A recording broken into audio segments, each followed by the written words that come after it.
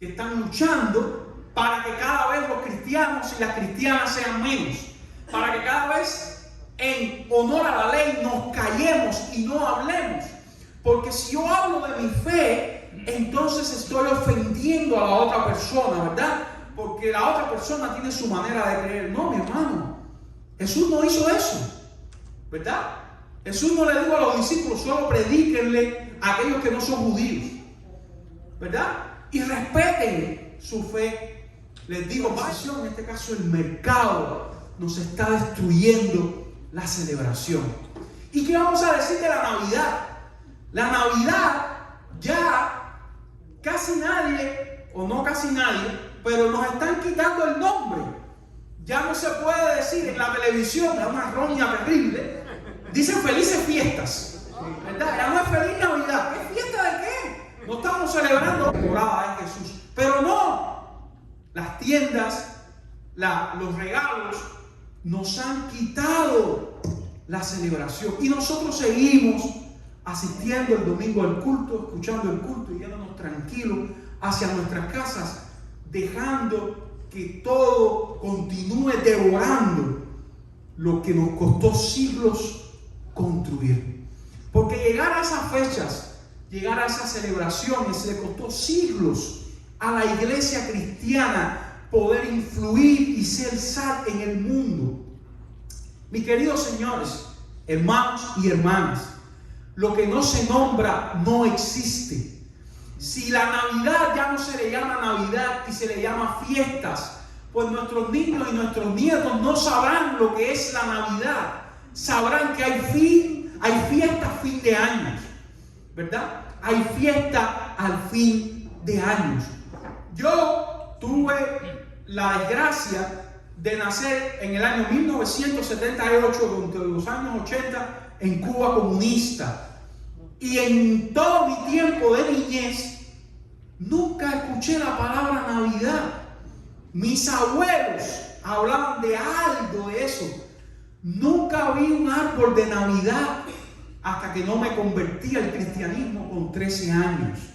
Nunca lo vi y nunca lo supe.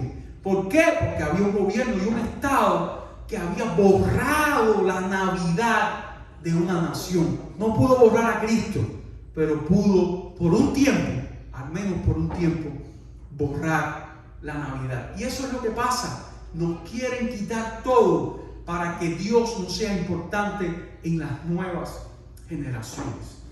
Pero la palabra de Dios dice, yendo por el camino, uno le dijo, Señor, te seguiré a donde quiera que vayas, ¿verdad?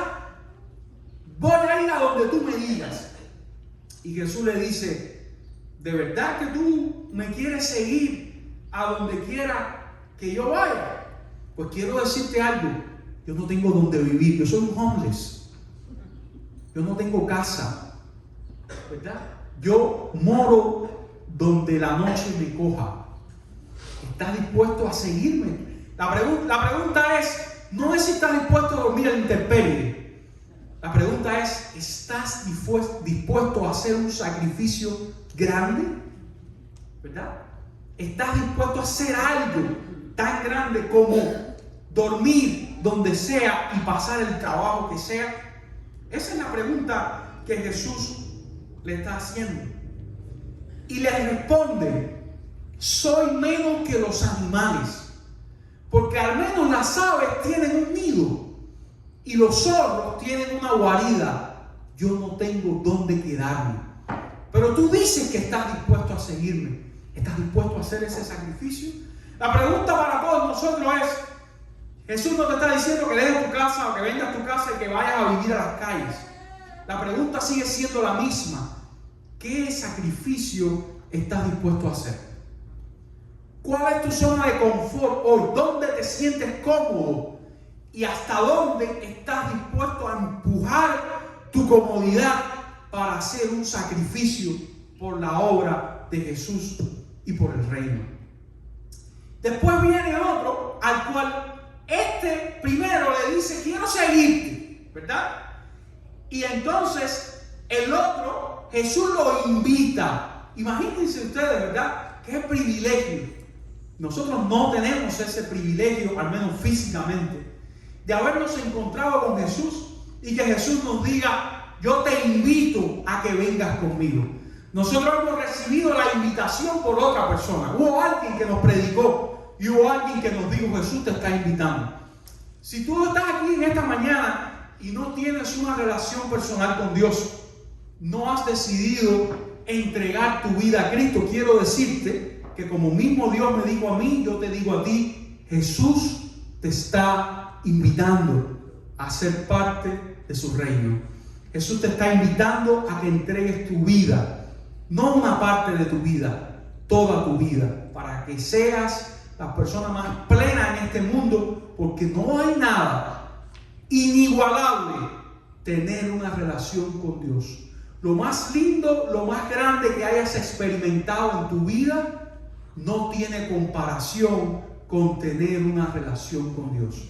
Y Jesús le hace esa invitación a este hombre.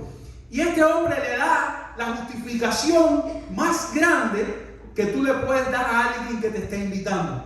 Ha muerto mi padre, tengo que ir a enterrarlo. Y Jesús le da la respuesta que nosotros nunca entenderemos, ¿verdad? Es una respuesta que no entenderemos. Jesús le dijo: deja que los muertos entierren a sus muertos, lo cual es un eufemismo, porque los muertos no pueden enterrar a los muertos, solo los vivos pueden enterrar a los muertos. Pero aquí hay algo que Jesús quiere decir y que muchas veces nosotros no entendemos. Recuerdo cuando yo era niño, mi abuelo y mi familia, no sé si ellos se consideraban católicos, pero al menos de alguna manera todos los niños, todos los nietos, algunos escondidos incluso, fueron llevados a ser bautizados en la iglesia católica. Y antes de yo conocer nada de la Biblia, antes de yo conocer acerca de nada de Dios, lo único que conocía era que en mi casa mi abuela tenía escondida en un cuarto un cuadro del corazón de Jesús. Era la única imagen de Jesús que yo conocía. Recuerdo un cuento de mi abuelo que siempre me decía: yo quiero que todo el mundo se bautice, pero yo no voy más a la iglesia. Porque cuando yo fui a la iglesia, el cura estaba predicando y dijo de que la familia, de que Dios era más importante que la familia. Y eso no puede ser. Y aquello ofendió a mi abuelo tanto que más nunca asistió a la iglesia. Evidentemente mi abuelo no sabía de qué pasaje de la Biblia estaban hablando, pero quizás, pienso yo ahora, a lo mejor el sacerdote estaba predicando sobre esto, ¿verdad? Y esto no es fácil de entender, no es fácil de asimilar. ¿Cómo entonces de que yo abandone a mi padre? ¿Cómo que abandone a mi familia por seguir a Dios? No es posible, ¿verdad? Mi familia está primero. Pero eso tiene que ver desde el punto de vista humano. Desde el punto de vista humano, eso es lo que hacen incluso los animales, ¿verdad? Intente quitarle un pollo a una gallina. A ver si usted puede quitarle un pollo a una gallina. Tiene que matar la gallina para poder quitarle un pollo. Para todos los seres vivos, su familia, sus hijos, son algo a lo cual se ama y se protege, por lo general. Tenemos evidentemente casos excepcionales, ¿no? Entonces resulta que es algo muy importante para nosotros. Eso es en el nivel humano, en el nivel de relaciones humanas. Pero en el nivel espiritual, cuando usted alcanza cierto nivel de conocimiento de la palabra de Dios, usted entiende que su familia es un regalo de Dios. Usted entiende de que usted existe y su familia existe porque Dios lo permitió. Entonces entiende de que Dios es la fuente de vida y la fuente de todo. Por eso Dios tiene que tener la prioridad. Porque la salud de su familia puede depender de la acción de Dios. Porque el cuidado de su familia puede depender de la protección de Dios. Entonces usted entiende de que Dios tiene la prioridad. Y esta es la manera cruda en que yo creo que Jesús le está diciendo: deja que los muertos entierren a sus muertos. Es decir, yo quiero que tú me des la prioridad a mí primero. No es que abandones a tu familia, sino que entiendas quién está primero. Y eso nos cuesta un trabajo, pero un trabajo entender quién está primero. Y si no, fíjense cómo nosotros vamos haciendo prioridades, ¿verdad? Cuando nosotros asistimos a la iglesia, una de las cosas que que empezamos en la iglesia, que empezamos en la fe, como estamos tan bombardeados totalmente de cosas negativas acerca de la fe, que lo único que sale en los noticieros es cuando hay un sacerdote que se equivoca, cuando hay un pastor que se equivoca. Las cosas buenas que hacemos en la iglesia no salen en ningún noticiero, solo sale lo malo. Y entonces una de las cosas que más sale son los lujos y las riquezas de algunos pastores. Los cientos, los miles de pastores que se sacrifican por el evangelio, que trabajan sin recibir un sueldo, que el sueldo no les alcanza. Eso no está en ninguna noticia. Eso no sale en ningún lugar. Solo sale lo negativo. Entonces, cuando las personas llegan a la iglesia, pues evidentemente están con esa situación de que, bueno, sí, yo acepto a Cristo, pero la iglesia no va a venir aquí a quitarme el dinero. Todo no es darle dinero, no es darle dinero a la iglesia, ¿verdad? El dinero lo sacrifico, yo trabajo, no es para estar yo votándolo o dándolo, o si doy, pues bueno, doy algo, pero no es mucho, ¿verdad? Y entonces, porque es un proceso, y el proceso dice que lo último que se convierte normalmente a nosotros es el bolsillo. Eso es lo último que nosotros rendimos delante de Dios. Imagínense usted llegar a la otra parte, que es cuando yo me doy cuenta de que toda mi vida, no mi bolsillo, mi salud, mi vida, el paso que voy a dar, depende y está sostenido por Dios. Eso es lo que Jesús le quiso decir, creo, a este hombre. Usted puede tener una interpretación, pero eso es lo que yo creo. Dios es la prioridad, es la fuente de todo. Y al último le dices entonces, Señor, te seguiré, pero deja que despida a los que están en mi casa. Deja que yo despida a mi casa, déjame despedirme de ellos. Y entonces Jesús dice otra frase que es lapidaria. Le dice, porque quien pone la mano en el arado no puede mirar atrás, ¿verdad? Los que miran atrás no son aptos para ser parte del reino. Oh, no puedo despedirme de mi familia. Pero ¿qué clase de maestro eres tú? ¿Qué decisión tú me estás pidiendo que yo tome? ¿Que me olvide de mi familia? No, es la misma decisión. Que tú entiendas que yo soy la prioridad. No es que abandones a tu familia. No te estoy diciendo que abandones a tu familia. Te estoy diciendo que entiendas que soy la prioridad. Mientras no entiendes que soy la prioridad, entonces todavía no has entendido mi mensaje. Te falta por caminar.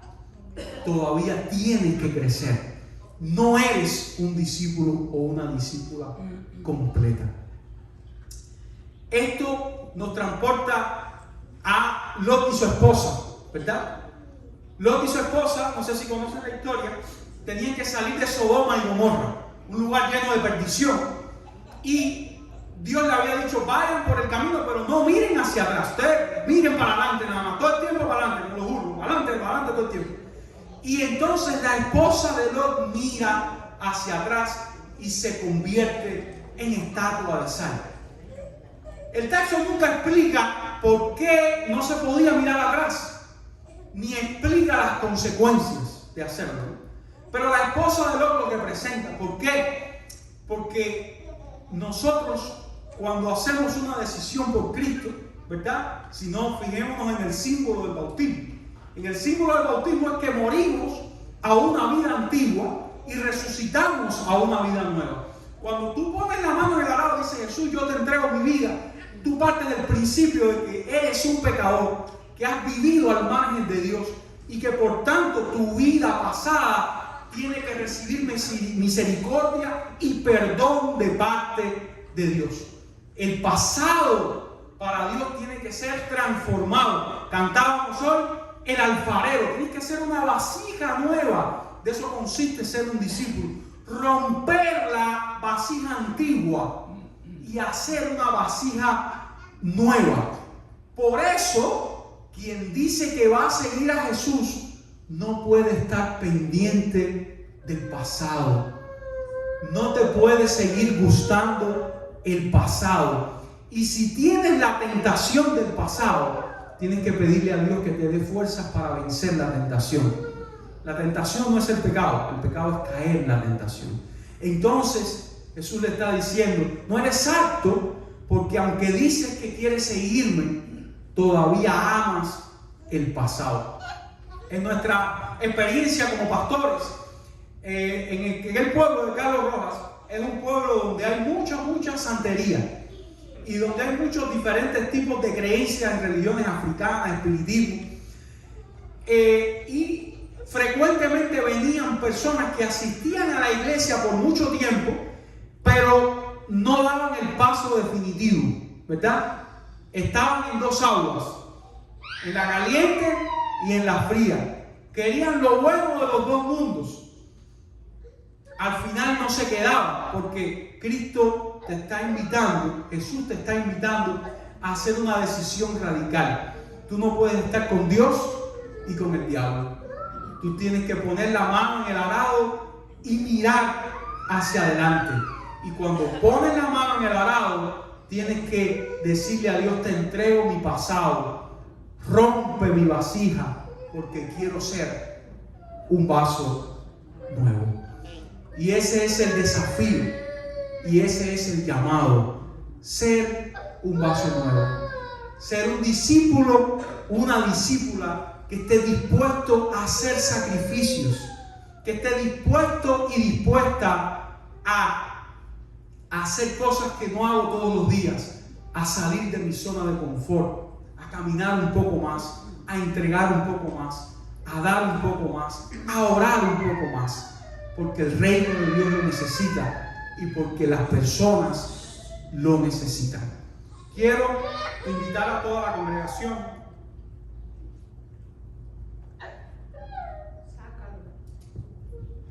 a ponernos en pie. ¿Se escucha? Sí. Vamos a ponernos todos en pie y quiero hacerle una invitación. Yo quiero hacerle una invitación primero a hacer una oración de arrepentimiento, donde cada uno de nosotros, si lo siente en su corazón, le pida perdón a Dios por las veces que no hemos sido buenos discípulos, por las veces que no nos hemos sacrificado lo suficiente, o por las veces que no hemos hecho lo que creemos que Dios nos llama a hacer. Y después voy a hacer una oración pidiendo que Dios nos guíe, nos dé discernimiento de cuál es el paso que tenemos que dar en nuestras vidas como discípulos, cuál es el arado en el cual tenemos que poner la mano y hacia dónde tenemos que mirar. Oremos.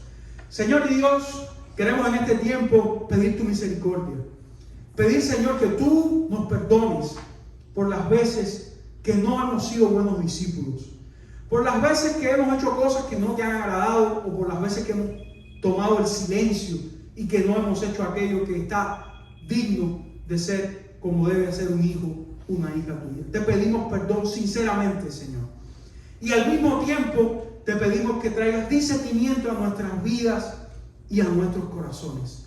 Que nos ayudes a ver cuál es el próximo paso que podemos dar, dónde podemos involucrarnos, dónde tenemos que ayudar, dónde tenemos que servir, a quién tenemos que predicar y hablar del reino de Dios.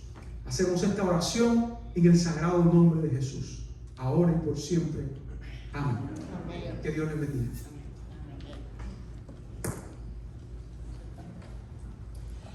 Y así puesto de pie, vamos a terminar cantando este himno y vamos a hacerlo una oración nuestra antes de irnos. Haz lo que quieras de mí, Señor.